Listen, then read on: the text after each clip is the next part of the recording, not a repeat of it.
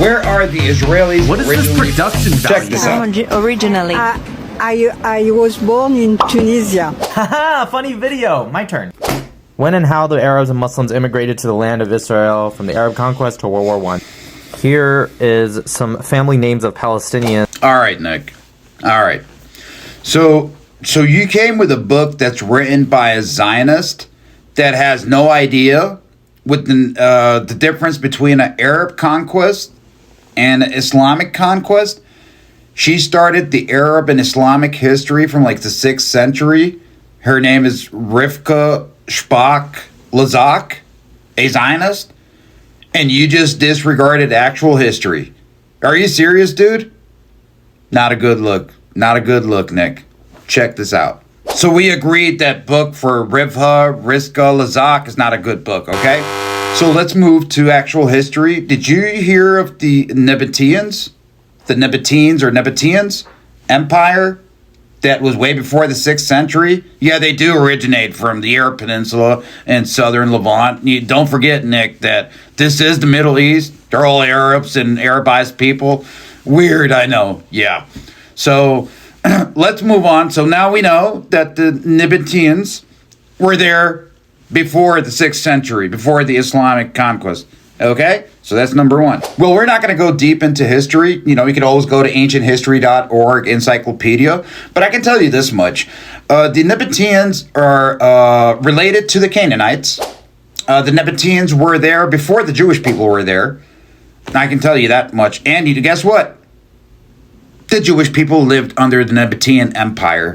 Yeah, they did. Check it out. Let's move on.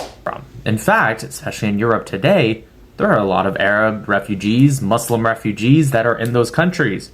Are you going to say that they're from those countries? If they stay there for, let's say, another 100, 200 years, are you going to say that they're now from those countries and they don't know? No, I would not, Nick. I'm not going to call an Arab refugee that lives in Europe, regardless of how long he lived in Europe, whether it's a year or 500 years, they don't become from that country. Because, I mean, it's simple. This Arab refugee, for example, leaves the Middle East with the name of Muhammad Abdul Fattah.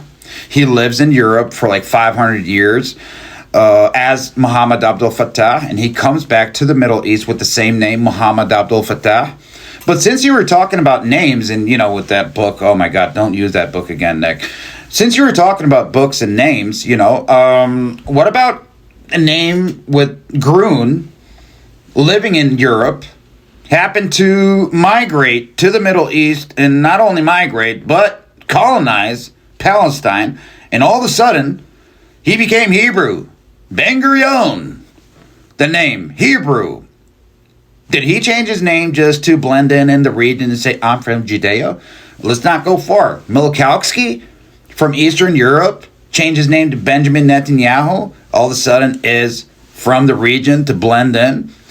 And from Judea, Yitzhak Rubinson, dude, from Eastern Europe, is all of a sudden from Judea.